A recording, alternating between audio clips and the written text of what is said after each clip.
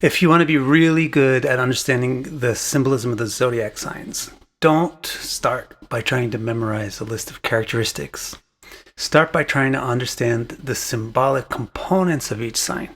If you understand the symbolic components that build a zodiac sign, then your understanding of the symbolism of that sign will be infinitely, literally infinitely deep and intuitively accurate.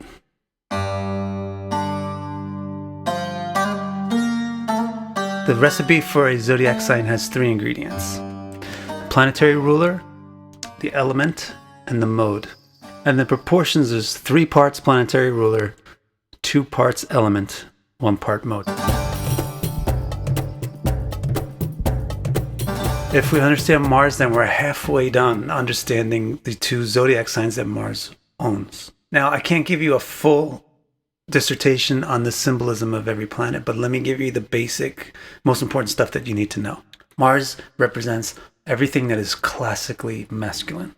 So Mars involves things like ambition, enterprise, initiative, bravery, strength, independence. Now, the 2 signs ruled by Mars are Aries and Scorpio. That's what I mean. You're already halfway there to understanding the nature of Aries and Scorpio in a very deep and intuitive way, just by knowing that Mars rules them both. Independent, individualistic. Yet obviously these 2 signs, Aries and Scorpio, are different. And that's primarily due to the fact that they have different elements. Same ruler, different elements.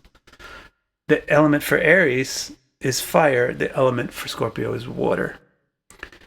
And then the modality for each one is also slightly important, and it's also different. Aries is cardinal, and Scorpio is fixed. So with Aries, you have the Mars symbolism in an environment of cardinal fire. And in Scorpio, you have the same Mars symbolism, but it's in an environment of fixed water. Now, if you're familiar with what these modes are and what these elements represent, you already have your aha moment. But let me just spell it out a little bit. Aries is over the top, fully Mars. It's fire and cardinal mixed with Mars. It's all about being independent, being myself, doing it my way, having my own rules. You can follow me if you want, but you don't even need to follow me. I don't need followers. I just need to do my own thing. Scorpio is quite different. It's all of that individuality and passion and intensity of Mars. Now, really, the word passion comes out, right? Because all the individuality and strength and courage and initiative of Mars goes into an emotional setting, into the watery element. So it becomes more passionate. The water is making it want to join with other people, but the individuality of Mars is making it want to be itself. So Scorpio has the nature of wishing that other people understood it, wishing that other people could relate, wishing that it could relate more to other people, being very mysterious, being difficult to comprehend. Now, the whole point of this video is you don't just stop with what I'm saying about the signs.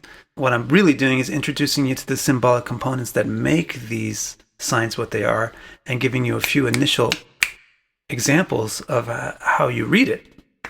But if you know water and Mars and fixed, and you explore that deeply, you really will get to know Scorpio exactly what it means.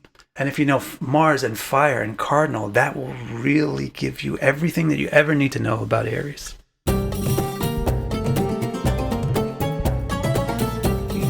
Everything classically feminine is symbolized by Venus. So it's like the antithesis of Mars. Mars is everything classically masculine. Venus is everything classically feminine. So Venus signifies receptivity, compassion, love, sensitivity, cooperation, bringing things together. And also Venus, where Mars signifies strength, Venus signifies beauty. So the 2 signs owned by Venus are Taurus and Libra. Both of those will express Venus's symbolism, but in their own environment. In Libra, the symbolism of Venus exists in an environment of cardinal air. But in Taurus, the symbolism of Venus exists in an environment of fixed earth. In both of the signs, the focus is on beauty, love, peace, cooperation. But it's different in Libra, of course, than it is in Taurus, because in Libra, it's cardinal air, and in Taurus, it's fixed earth. And so the nature of the relationships are going to be quite different. In Taurus, we want the relationships to be long-term. In Libra, we don't care if they're long-term. We just want them to be great. Beauty and love in a fixed earthy setting means practical and enduring beauty, practical and enduring relationships, and having good health. That's the basis for good beauty and good life and good living. And it's more of a wealth generator because Earth is really practical, and Venus, practical beauty is wealth. Whereas Venus in the cardinal air sign becomes more of artistic, social justice, love for everybody. Let's love everybody. Let's be fair to everybody. So again, the specific examples I'm just trying to show you, or whatever specific examples I'm coming up with, but it's not the limit of what I really hope you can understand now about Taurus and Libra. What you really should understand about Taurus is Taurus signifies Venus in an earthy fixed environment, and Libra signifies Venus in an airy cardinal environment.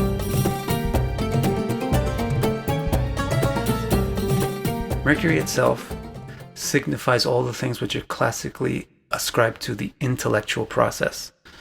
Intellectual process means how you take in information and process it and understand it and express information. Gemini, being an air sign, really, really highlights the communication, the speech potential that's within Mercury. So Gemini is very good with linguistics and communication. Virgo, being an earth sign, takes the same intellectual quality of Mercury, but instead of focusing it towards air and speech, it focuses it into earth, which means practical things. So Virgo is more good with organizing things and dealing with maths and calculating things and planning things. Gemini, on one hand, is a fun lover and it's flighty. Virgo, on the other hand, is kind of more serious and prudent. How do you explain the difference between the two? Very simple. One, the fun-loving Mercury is in an air environment, so it has a party, because air is all about fun. In the other case, fun-loving Mercury is in an earth element, which is practical and serious, so the fun-lovingness of it doesn't really come out in a straightforward way.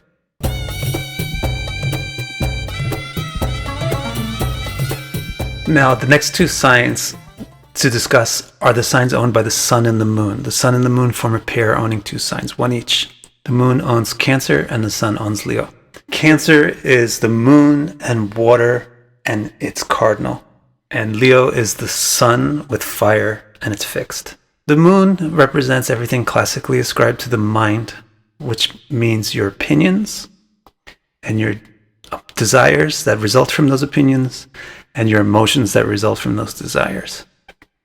That is going to be the central backbone of what Cancer symbolizes: opinions, desires, and emotions. And it's in a water environment. So it's not going to be externally loud about opinions, desires, and emotions, but it's going to be internally profound about them. And it's in a cardinal environment, so it's not going to be wishy-washy about its desires and opinions and emotions. It's going to have very strong desires, opinions, and emotions, although not externalized, kept inside, and strong, profound, and internalized desires, opinions, and emotions. That is the nature of Cancer. Whereas with Leo, it's the sun in fire and fixed mode. The sun symbolizes everything classically ascribed to identity. So therefore things like self-confidence, self-image, and therefore the strength that a person has, the reliability, the dependability, the ability for them to carry other people or to lead other people. The sun's sign is in a fiery element. So it is externalized, but it's in a fixed mode. So Leo's zodiac sign signifies very firm, clear-cut decisions, very firm, clear-cut concepts of the self, and concepts of what's right and wrong and what should be done and not done.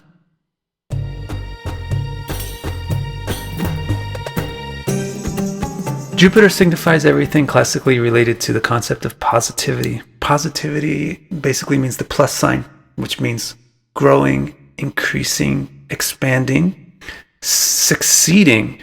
Like success leads to growth, right? And because it has to do with success, it has to do with good guidance. And because it's about guidance, it has to do with teachers and wisdom. So both of Jupiter's signs are going to have those themes as their backbone. but those themes are going to develop differently because the environments of the two signs are different. Although both signs, Sagittarius and Pisces, are dual in their mode, the difference between them is that one is fire, Sagittarius, and one is water, Pisces. So that's really the difference between the two. Sagittarius is much more outgoing about all the Jupiter topics, and Pisces is much more ingoing about all the Jupiter topics. Pisces is all about contemplating and reflecting upon what is growth, what will lead to success, what would be a better choice. And Sagittarius is all about explaining to others, seeing it, practicing it, doing it, and explaining it, and setting an example. What would be the best way to grow? What is the best way to live? What is the best way to expand? What is the best way to be successful?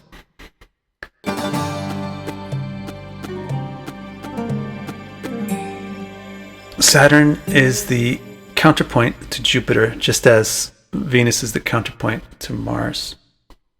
Where Jupiter signifies classical positivity, Saturn signifies classical negativity. So it doesn't mean badness, it means negativity.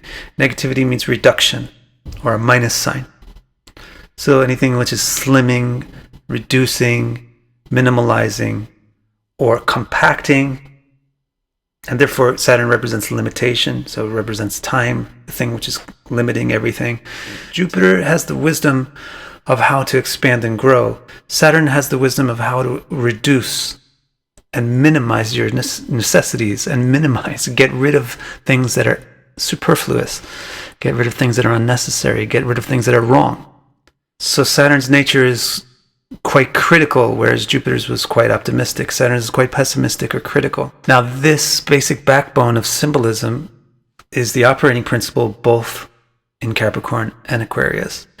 But it functions differently in Capricorn and Aquarius because of the different environments in the two signs.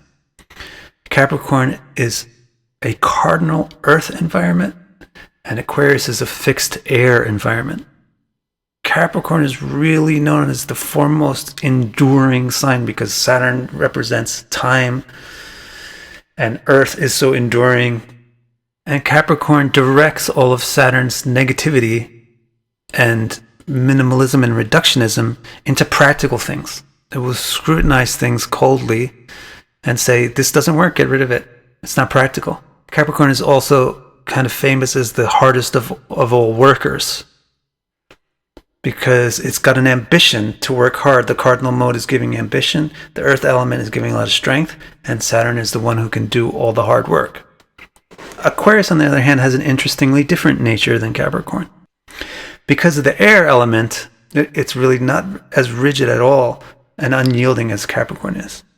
Being an air sign, Aquarius is more about how the Saturn principles should affect everybody. So Aquarius is really like, let's work for the people. Let's reduce our own needs for the sake of others. Let's please others and minimize ourselves. And as far as how intellect works in these two signs, Capricorn has got a really rigid logic to it that doesn't take place in Aquarius because of the air in Aquarius. But Aquarius, on the other hand, doesn't have that earthy rigidity. It's more open to considering a whole bunch of different ideas. Although it will actually scrutinize those ideas, it's more open to taking in a larger sample.